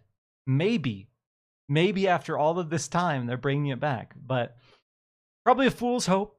Probably a fool's hope. But Phantom Dust would be the one. Another thing I want to see, I want to see the JRPG montage here. I want to see one of the big Japanese publishing partnerships, because we've seen the folks from Xbox Publishing Japan talk about how they're ramping up, and they do have some big exciting announcements. I think they said groundbreaking developers or groundbreaking projects from legendary developers. They use some very impassioned, emboldened words to describe the partnerships they have in Japan right now. And I would love to see that. And I would love something that kind of gets momentum, increases that momentum for Xbox in Japan, because they've been working hard in the last couple of years and they've built some legit momentum, but there's still some gaps. And if they can get that one big title that says this is our commitment to the Japanese audience, that would be a huge reveal for me, just because of what that means for the future of Xbox in Japan. And then maybe finally one day I could get Legend of Mana on Xbox. I'm a simple man. Miles? I'm a simple man. I hope you get it. I hope you get it. Thank you. Really, legitimately, from the bottom of my heart, honest, I hope you get it. I hope so too. I do too. But we'll see. We'll see how it all goes. All right, Sam, let's talk about that second showcase. Right. So I don't think this is going to be super entirely stacked with new reveals. No. But let's talk about what new reveals we could potentially see here. If we were seeing new reveals at this secondary Xbox showcase, what are your expectations for that? Okay. I think I'll kind of do these rapid fire. I'm not going to dwell on any particular one too long. If I'm betting, honestly, if I'm flipping a coin, I don't think 343 shows up at all. I think they are head down in the dark. Not at all. Working, and they don't want to spend time doing something like this. However, if 343 shows up, if they have a tease for the long-rumored now Tatanka mode, the Battle Royale, working on that with certain affinity, if that shows up, it will be at this show. Okay. I think if that shows up, it'll be here. I think we get a couple more Game Pass drops, maybe some flight simulator stuff. And I'll go one further. I think this is where we'll see a big Sea of Thieves news. I think maybe I'll throw that one out there for you. I think they're not going to do it in the main show this time because it just can't quite make it fit. But in the secondary, they're going to be like, hey, this is the next big expansion for Sea of Thieves. Because I know they've got the ongoing narrative right now with the Golden Shores and what's going to happen. And I think that was finally decided, right? I think a conclusion was finally reached on that last I checked. Maybe? I forgot. I know they revealed that the announcement date for when they were going to have the big reveal, but I haven't checked to see if they've done that yet. Okay. Well, what I meant is voting is over. Certainly. Yes. The votes are tallied, and we'll find out what happens.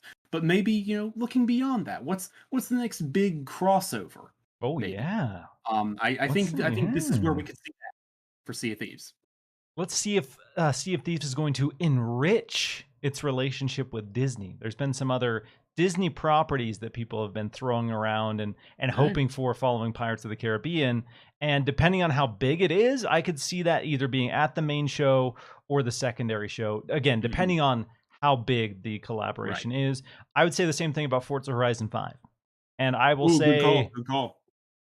Again, I'm not going to say what the leak is, but Microsoft Store, be damned, they have leaked more or less what the first big expansion for Forza Horizon 5 is. I won't say it on here for the folks who want to go in fresh, but based on what that is, I could see that at the main show too, because I think people will be very, very, very excited about the first expansion for Forza Horizon 5. The only thing is, if they're also showing a lot of Forza Motorsport, I'm with you that I can see them bumping that to the secondary show. Exactly. To make room for Motorsport. I agree that Halo, if it's shown, will be at the second showcase. I don't think, because we know season 2 is going for a while. We know they're doing a drop pod. Is it next week as well? So we know we're going to get some Halo info outside of that. So flighting is beginning in July. Exactly. So we've got some little bits of news. They're clearly head down, working hard. If we see something, I agree, it'll be at the secondary showcase, and maybe it'll be a new event. Maybe they'll say, bam, here are some cool cosmetics. Here's is the Fallout set in yet? I know that was part of the leaks from a while ago, like the Fallout kind of power armor inspired.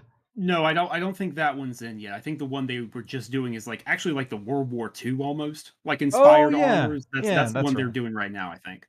Yeah, maybe lean into an Xbox Game Studios title for a cool I don't know, event. Give me Dovahkiin armor. Come on, give me like Yeah. dragon themed or like wolf themed Skyrim armor. Come on. Let's get weird with it. I'm also expecting to see deeper dives. We talk about how there's been a lot of criticisms regarding the lack of gameplay. I think Mhm. Xbox wants to show a lot of games at their first showcase, and so I don't think outside of maybe Starfield, maybe Redfall, we'll get a ton of super deep dives at the first show. But I think if we get a gameplay tease or even a reveal at this show, they will say, hey, and guess what? This is going to be at the extended showcase if you want to see more. And I think Mhm. we'll get updates on, like you said, Sea of Thieves, Flight Sim, Age of Empires 2. Maybe they announce the console edition at the secondary showcase versus the main That's showcase. can see that. Can see that. Yep. It could be at the main showcase. I just think, I don't know. It's a console release of a game that's already out maybe isn't the most gargantuan for your main showcase. So maybe lean into I that can there. I can also see it being like Flight Simulator where they just do it really quick, where it's like a 1 minute, here you go, it exists type Yeah, trailer at the yeah, main show. yeah, absolutely. Just to get people excited. But there Right. again, 90 minutes, another 90 minutes, and I think they will lean heavily into gameplay, developer interviews. Maybe that's where you see Grounded 1.0. Maybe they don't show Grounded That's another 1.0, good. or where Yep. they do a trailer. Again, like you said, a quick trailer for Grounded 1.0, and we get the deep dive for what that actually means, what that'll mean for players when that launches later in the year. Trying to think of anything else that might be worthwhile to do there. Um, what other Age of games? Empires 4 expansion? You wanna talk about Age Oh of Empires? Age yeah, of Empires 4 is due for some proper DLC, proper expansion, there we introducing new go. There we civilizations and go. other stuff. I can see that not being at the main show, but at the secondary one. Yeah, Yeah, that would make yeah. sense. Let's get it. Again, there's what's really exciting about both of these shows is there's so much possibilities, and the second show is going to hinge, like you said, almost entirely on what the first show Sure. has. It's going to be a lot of deeper dives, and there will be, I think, a couple cool new announcements, but I don't think it's going to be like, oh damn, another 90 minutes of all new game reveals. Right, Um, right. but maybe we'll get the Xbox Japan Game Pass showcase at the secondary showcase. I don't know. There's a lot of possibilities. I agree. I think it'll be some Game Pass stuff, probably some Game Pass shadow drops, some deeper dives into some other games they've shown. We also have the Capcom showcase on Monday. So if Dragon's Dogma 2 gets a trailer, we'll get that deeper dive for that game Mhm. on Monday.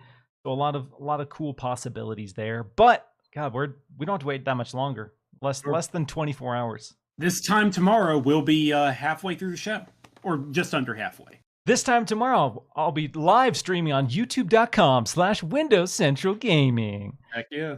Heck yeah. All right. Super chat from Gold Shell. Is it Gold Shell? Gold Shell, sorry. Peter Pan DLC for Sea of Thieves on my showcase bingo card. What do you think, Sam? Ooh, Peter Pan DLC? There is Peter Pan. technically a pirate and a You know pirate what? ship You in you know Peter. what?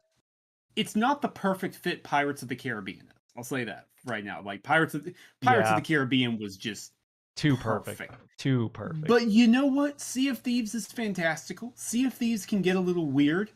I can see it working. It'd be a little tough because of the art style. Like I'm not exactly sure how you translate Peter Pan into that perfectly. But if they can, I trust Rare to figure it out. Sure, why So not? what if they were doing that? What I would assume, because they did what I loved about the Sea of Thieves Pirates of the Caribbean crossover, is that they made the lore meaningful. They really did a good Hmm. job, like giving these characters a reason to exist in the world of Sea of Thieves, and it didn't feel like, as much as I love the dumb crossovers in Fortnite, which is on the screen here. There's Sure, no sure. rhyme or reason to them. It doesn't have to be. It's just this character's here because it's fun. And Pirates of the Caribbean, while that was fun in Sea of Thieves, they added so much weight and depth to the story, and that became a permanent part of the world of Sea of Hmm. Thieves. So any future crossovers, talking to the team that they do, it has to make sense for the story, it has to bring value to the story, and it has to be able to exist in the Sea of Thieves in perpetuity. So maybe Blackbeard from Peter Pan hears about the Sea of Thieves, tries to find a way in, and maybe it's not so much that it's Peter Pan, as in Peter Pan himself is in Sea of Thieves, but maybe it focuses on Blackbeard and your team And the trying to. crocodile. Come on, you can And do the yeah, crocodile with the clock. Come on. oh yeah, Like, yeah, absolutely, and maybe because again, I'm having a hard time imagining Peter Pan existing hmm in Sea of Thieves, but maybe it's Tinkerbell guiding you along as like the narrative could driving see that. force.